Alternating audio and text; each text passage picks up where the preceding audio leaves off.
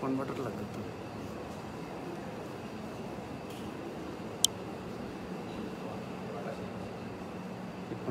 কনভার্টারটা কি? কনভার্টারটা তো না, কনভার্টার লাগবে, কনভার্টারটা নিয়ে আসুন, অসুবিধা নেই।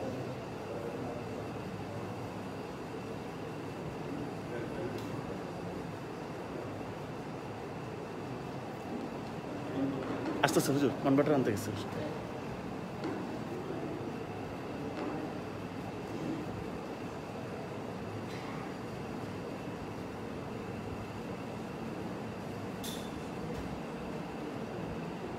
তুই ঠিক করস না? হ্যাঁ ডক্টর, তুই অনেক লাইন লাগবে কিনা?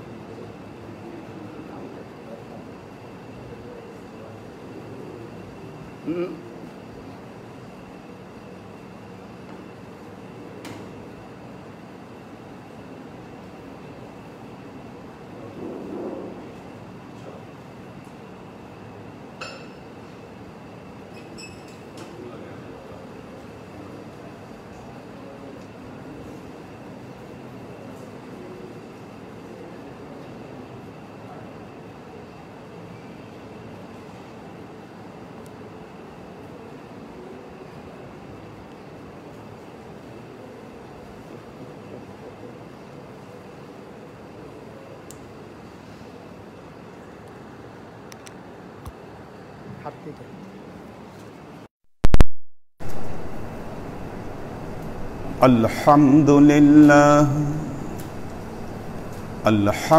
لله الذي أنعم هذه الأمة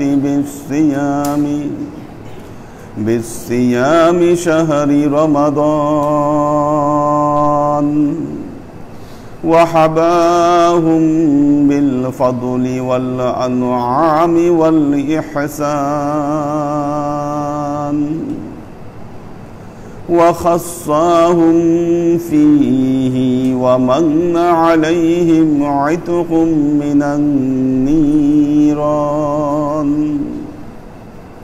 وقال تعالى: كتب عليكم الصيام فجعله صحة للأبدان ومطهر القلوب واللسان.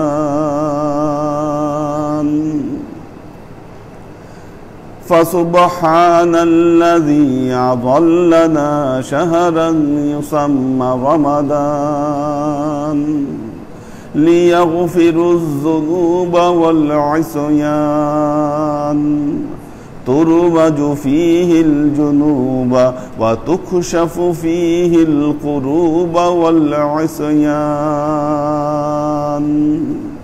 فنشهد أن لا إله إلا الله وحده لا شريك له، ونشهد أن سيدنا وسندنا ونبينا محمدا صلى الله عليه وسلم.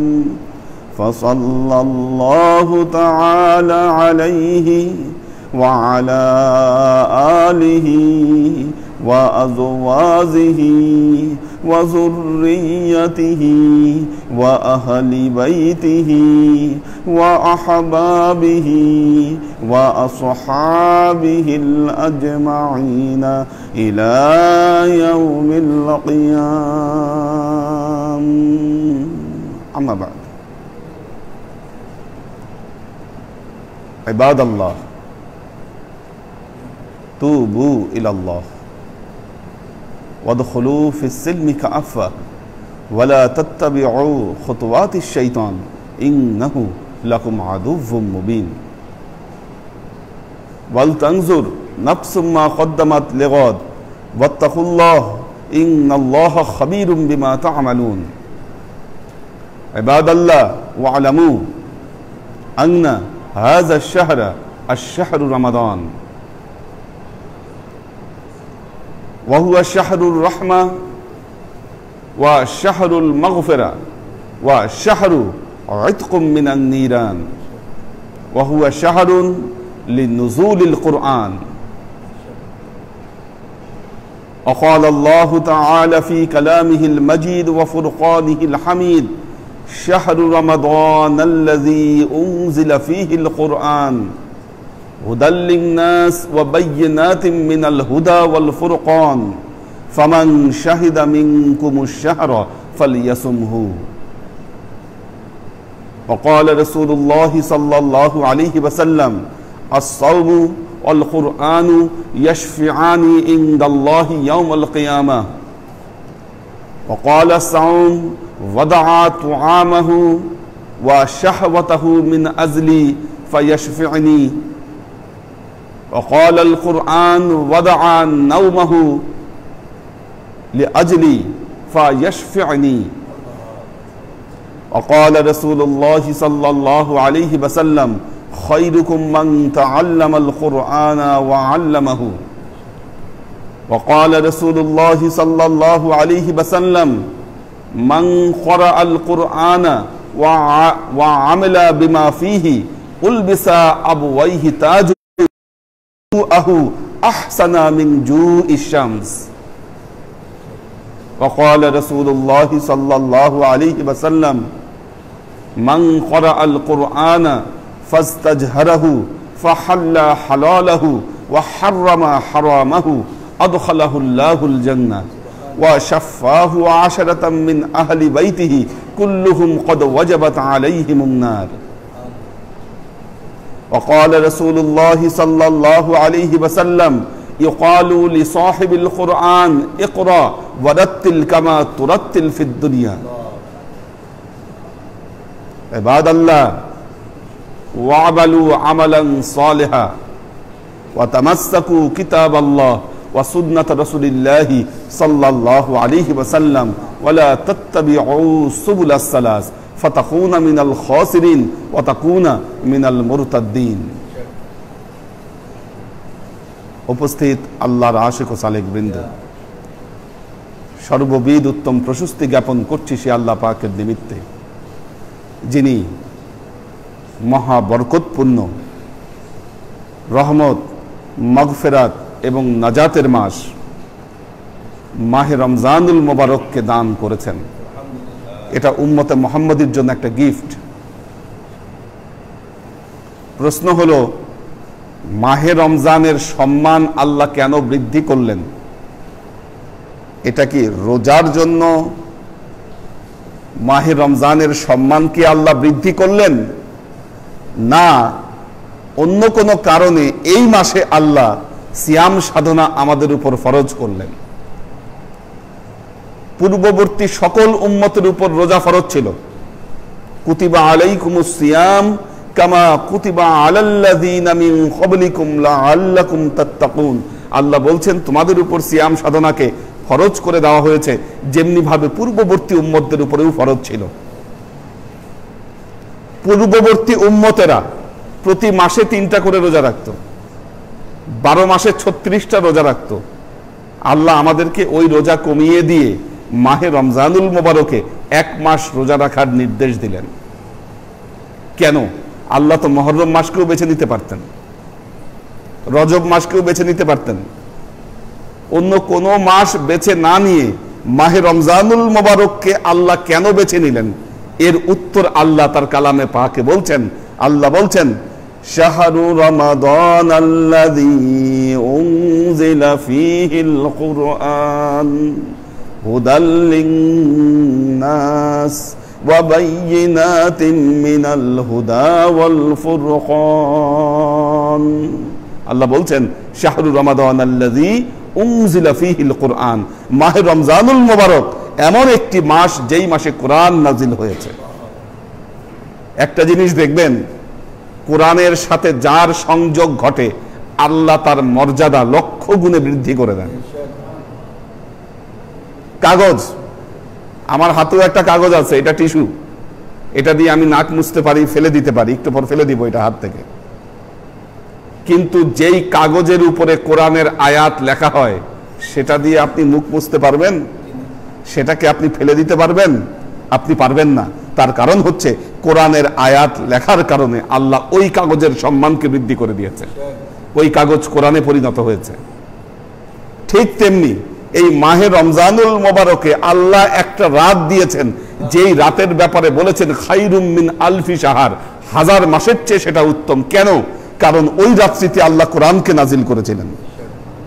ইন্না আনজালনাহু ফি লাইলাতিল কদরি, কদরের রাতে কোরআন নাজিলের কারণে আল্লাহ কোরআনের সম্মানকে অনেক বৃদ্ধি করে দিয়েছেন। কাজেই মাহে রমজানুল মোবারকের হক সঠিকভাবে আদায় করতে হলে আপনাকে কোরআনের সাথে সংযুক্ত থাকতে হবে। এই মাসে কোরআন তেলাওয়াত করতে হবে, কোরআনের শিক্ষাকে গ্রহণ করতে হবে। দেখুন একটা জিনিস, আপনারা এখানে যারা উপস্থিত আছেন মোটামুটি সবাই বলা যায় বাংলা পড়তে পারেন, অবশ্যই পারেন। যারা আছেন বাংলা টুকিটাকি অবশ্যই পড়তে জানেন সবাই, কিন্তু বাস্তবতা হচ্ছে কোরআন সবাই পড়তে জানেন না। কাল কিয়ামতের ময়দানে আল্লাহ যদি আপনাকে জিজ্ঞাসা করে, বান্দা তোমাকে আমি উম্মতে মুহাম্মদী করে দুনিয়ায় পাঠিয়েছি, তুমি বাংলা পড়েছো, ইংরেজি পড়েছো, কঠিন কঠিন বহু জিনিস তুমি শিখেছো, আমার কোরআনকে কেন তুমি শুদ্ধ করে শিখতে পারলা না? কি জবাব দিবেন আল্লাহর কাছে? কি বলবেন? আল্লাহ, আমার মেধা ছিল না। মেধা না থাকলে আপনি বাংলার মতো এত কঠিন একটা ভাষা কিভাবে পড়তে শিখলেন? বাংলায় হরফ কয়টা আর আরবিতে হরফ কয়টা হিসাব করে দেখেন, সেই হিসাবে আরবি শেখাটা সহজ ছিল আপনার জন্য। কোনো জবাব আপনি দিতে পারবেন না। আল্লাহর আশিক ও সালেক বৃন্দ, এই জন্য উম্মতে মুহাম্মদের উচিত কোরআনকে শিক্ষা করা। আর বিশেষ করে মাহে রমজানুল মোবারকে আল্লাহর নবী আল্লাহর নবীর উপরে প্রতি বছর যতটুকু কোরআন নাজিল হতো, মাহে রমজানুল মোবারকে এসে জিব্রাইলে আমিন ওই অংশটুকু আল্লাহর নবীর কাছ থেকে শুনতেন, আবার নবীকে পড়ে শোনাতেন। যে বছর আল্লাহর নবী ইন্তেকাল করলেন, ওই বছর 2 বার আল্লাহর নবীকে পড়ে শোনান, আল্লাহর নবীর কাছ থেকে শুনেন পুরো কোরআন। কাজেই যারা কোরআন পড়তে জানেন তারা অবশ্যই মাহে রমজান মোবারকে কোরআন খতম করার চেষ্টা করবেন। অনেকে বলেন আজকে এটা নতুন মত, এগুলা কথা এর আগে কেউ বলে নাই। কেউ কেউ বলে যে কোরআন এমনি পড়লে, অর্থ না বুঝে পড়লে এটার কোনো ফায়দা নাই, কোনো যাজা নাই। এটা ভুল কথা। অর্থ বুঝে পড়লে তো শোনায় সোহাগা, অর্থ বুঝে আপনাকে পড়তে হবে। আপনি যদি তেলাওয়াতও করেন তারপরও আপনার জন্য অনেক যাজা আছে। যারা হাফেজ কোরআন শরীফ পড়ে, অনেকেই পুরো কোরআনের অর্থ জানে না, প্রতি আয়াতের অর্থ জানে না, তারপর তো পড়ছে। আল্লাহর নবী বলছেন যে কোরআনের একটা হরফ পড়বে, একটা হরফের বিনিময়ে তাকে 10টা নেকি দেওয়া হবে। কিরকম? আলিফ লাম মিম, এই 3টা হরফ যে পড়লো তাকে 30 নেকি দেওয়া হবে। এত মর্যাদাপূর্ণ। যারা কোরআন পড়তে জানেন অবশ্যই কোরআন তেলাওয়াত করবেন তারা। কালকে দেখলাম একজন বলল, হুজুর কোরআন তো শিখছিলাম ভুলে গেছি। কেউ যদি কোরআন শিখার পর ভুলে যান, এটা কিন্তু আরো বড় অপরাধ। আল্লাহ বলেছেন, ওমান আ'রাদা আন যিকরি, যে আমার জিকির থেকে মুখ ফিরিয়ে নিবে, কোরআন থেকে মুখ ফিরিয়ে নিবে, নাহশুরুহুম ইয়াউমাল কিয়ামাতি আ'মা, ওই ব্যক্তিকে আমি কাল কিয়ামতের ময়দানে অন্ধ করে তুলব। যে কোরআন শিখে আবার ভুলে যাবে, কিয়ামতের ময়দানে অন্ধ হয়ে আল্লাহর দরবারে উঠবে হইল। এবং আল্লাহ নবী হাদিস বর্ণনা করছেন যে একবার জিব্রাইলে আমিন এবং হযরত মিকাইল আল্লাহর নবীকে নিয়ে ভ্রমণে বের হলেন। আলেমে বারজাখের অনেক দৃশ্য দেখলেন। একটা দৃশ্য দেখলেন, এক লোককে চিৎ করে শুয়ে একটা পাথর দিয়ে তার মাথাকে চূর্ণ বিচূর্ণ করে দেওয়া হচ্ছে। আল্লাহ নবী জিজ্ঞাসা করলেন, কেন এই শাস্তি কেন হচ্ছে? ওনারা বললেন, ইয়া রাসূলুল্লাহ, এই লোক দুনিয়ায় আল্লাহ তাকে কোরআন শেখার তৌফিক দিয়েছিল, কিন্তু রাতে বেলায় কোরআন চর্চা না করেই সে ঘুমিয়ে যেত, এই জন্য আজকে তার এই অবস্থা। যারা কোরআন পড়তে জানেন না, এই মাহে রমজানুল মোবারকের ভেতরেই চেষ্টা করবেন যেন আপনারা কোরআনকে পড়তে শিখেন। কোরআন শুনলেও সওয়াব। কি অনেকে আছে হয়তো রোজা রাখতেছেন, রোজা রেখে ইউটিউবে গান শুনতেছেন, টেলিভিশনে নাটক দেখতেছেন। কি এখন বলবেন, হুজুর তাহলে কি রোজা ভেঙে যাবে? রোজা ভাঙবে না, কিন্তু রোজা যে জন্য আল্লাহ ফরজ করেছেন সেই উদ্দেশ্য সফল হবে না।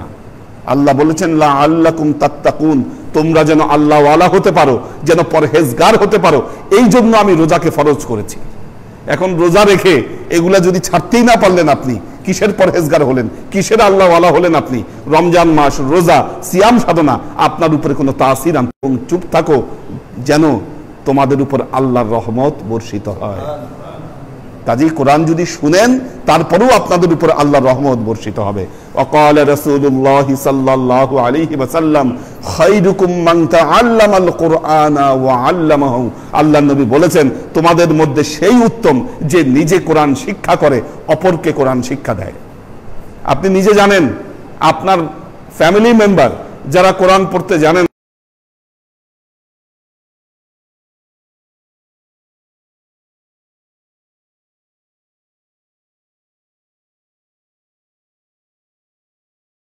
সাল্লাল্লাহু আলাইহি ওয়াসাল্লাম মান ক্বরাআল কুরআনা ওয়া আমিলা বিমা ফীহি উলবিসা আবওয়াইহি তাজান জুআহু আহসানা মিন জুইশ শামস। যে ব্যক্তি কোরআন পড়বে এবং কোরআন অনুযায়ী আমল করবে, উলবিসা আবওয়াইহি তাজুন, আল্লাহ কিয়ামতের ময়দানে তার বাবা মাকে এমন দুইটা তাজ পরায় দিবে, মুকুট পরায় দিবে, যেই মুকুটের উজ্জ্বলতা সূর্যের উজ্জ্বলতার চাইতে বেশি হবে।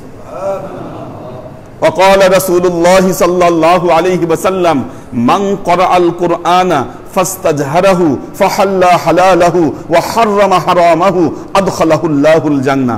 যে ব্যক্তি কোরআন পড়বে, কোরআনের শিক্ষাকে গ্রহণ করবে, এই কোরআনে যা হালাল করা হয়েছে সে তার জীবনে হালাল করবে, কোরআনে যেগুলোকে হারাম বলা হয়েছে সে জীবন থেকে পরিত্যাগ করবে, তার 1 নম্বর পুরস্কার হচ্ছে আল্লাহ তাকে জান্নাতে প্রবেশ করাবেন। ওয়া শাফাহু আশারাতাম মিন আহলি বাইতিহি। আল্লাহ ওই ব্যক্তিকে বলবেন, বান্দা তুমি জাহান্নামে গিয়ে দেখো, তোমার পরিবার পরিজনের মধ্যে এমন 10 জনকে খুঁজে বের করো যাদের উপর জাহান্নামের আগুন ওয়াজিব হয়ে গেছে, তুমি সাফায়াত করে তাদেরকে জাহান্নাম থেকে বের করে দিয়ে আসো। কত বড় পুরস্কার! وقال رسول الله صلى الله عليه وسلم يقال لصاحب القرآن اقرأ ورتل كما ترتل في الدنيا। যে ব্যক্তি কোরআন পড়তে জানে, আল্লাহ কাল কিয়ামতের ময়দানে ওই ব্যক্তির হাতে কোরআন দিবেন এবং বলবেন, ইকরা ওয়ারাত্তিল, বান্দা তুমি দুনিয়ায় থাকতে কোরআনের এক মাথা থেকে আরেক মাথা পর্যন্ত যেইভাবে কোরআন পড়েছিলা আমাকে একটু পড়ে শোনাও। হাদিসের বর্ণনায় আসে, বান্দা যখন কোরআন তেলাওয়াত করতে থাকবে আস্তে আস্তে উপরে উঠতে থাকবে, যত তেলাওয়াত করবে তত উপরে উঠবে, উঠতে উঠতে এক সময় ওই ব্যক্তি জান্নাতুল ফেরদাউসে পৌঁছায় যাবে।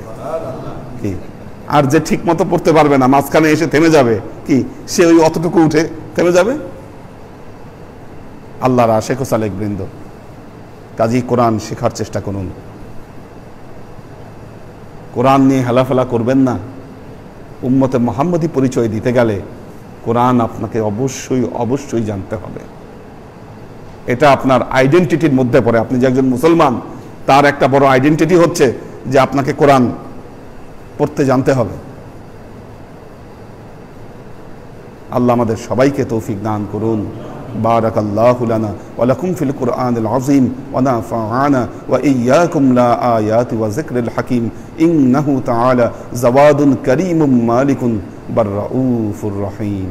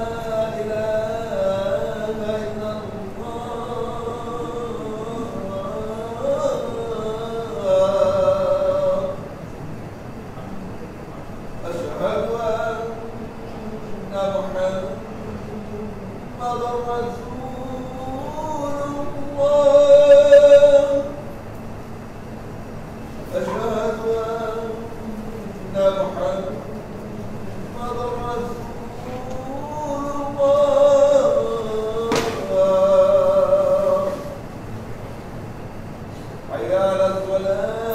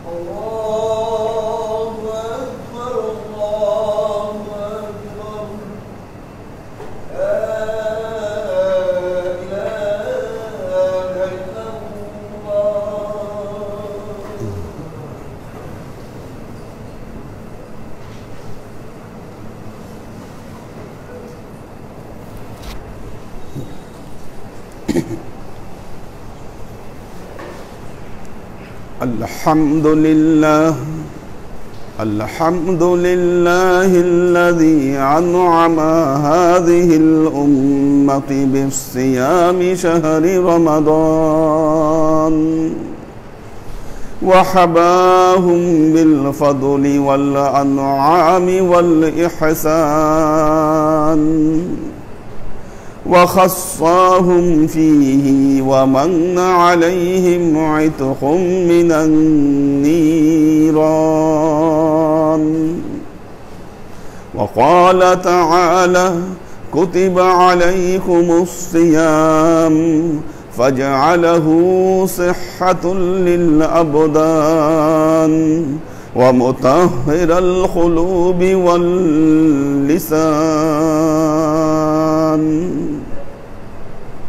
فسبحان الذي أظلنا شهرا يسمى رمضان ليغفر الذنوب والعصيان ترمج فيه الذنوب وتكشف فيه الكروب والعصيان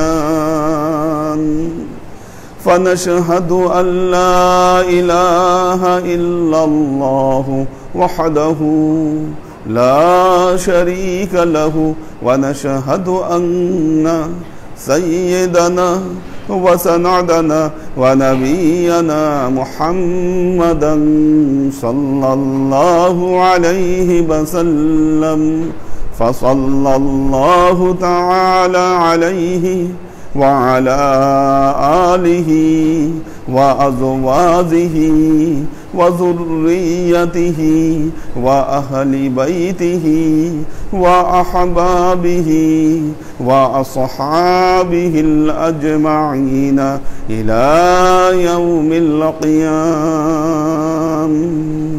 أما بعد عباد الله توبوا إلى الله وادخلوا في السلم كافة ولا تتبعوا خطوات الشيطان إنه لكم عدو مبين ولتنظر نفس ما قدمت لغد واتقوا الله إن الله خبير بما تعملون. عباد الله واعلموا أن هذا الشهر الشهر رمضان وهذا شهر الرحمة شهر المغفرة وشهر عتق من النيران وهو شهر لنزول القرآن. عباد الله فاعتزوا بنصيحتي كما أخبركم الآن بخطبتي. بارك الله لنا ولكم في القرآن العظيم ونفعنا وإياكم لا آيات وذكر الحكيم إنه تعالى زواد كريم مالك بالرؤوف الرحيم.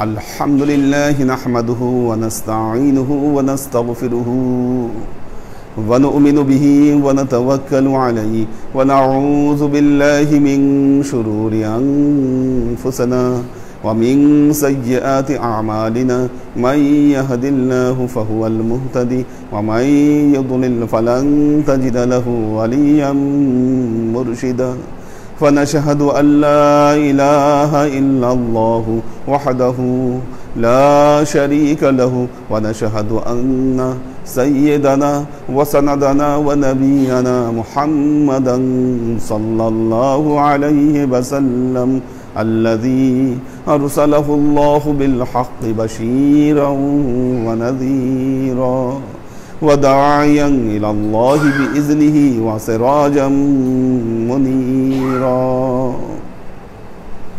وقال تعالى إن الله وملائكته يصلون على النبي يا أيها الذين آمنوا صلوا عليه وسلموا تسليما.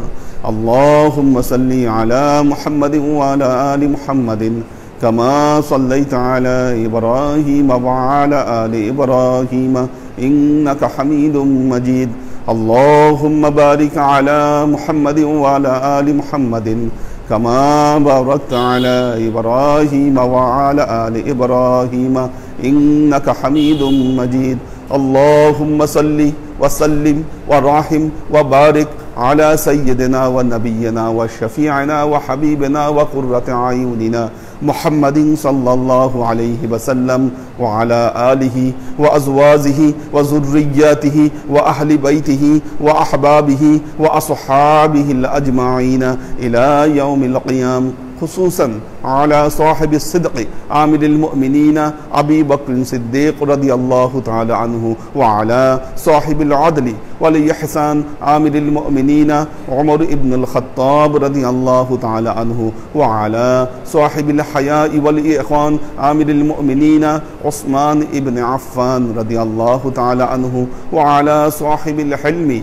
والعلم والعرفان عامل المؤمنين علي بن أبي طالب رضي الله تعالى عنه وعلى تمام العشرة المبشرات والتابعين المهديين اللهم اهد أئمة المسلمين إلى سنة رسول الله صلى الله عليه وسلم اللهم اغفر أئمة المسلمين مغفرة ظاهرة وباطنة اللهم أعز الإسلام والمسلمين اللهم أت أئمة المسلمين فلاحا عظيما اللهم إنا نعوذ بك من البرص والجنون والججام والقرون ومن سيء الأسقام اللهم انصر من نصر دين محمد صلى الله عليه وسلم واجعلنا منهم واخذل من خذل دين محمد صلى الله عليه وسلم ولا تجعلنا منهم تعدلوا عباد الله رحمكم الله إن الله يأمركم بالعدل والإحسان وإيتاء ذي القربى وينهى عن الفحشاء والمنكر والبغي يعظكم لعلكم تذكرون فاذكروني أذكركم واشكروا لي ولا تكفرون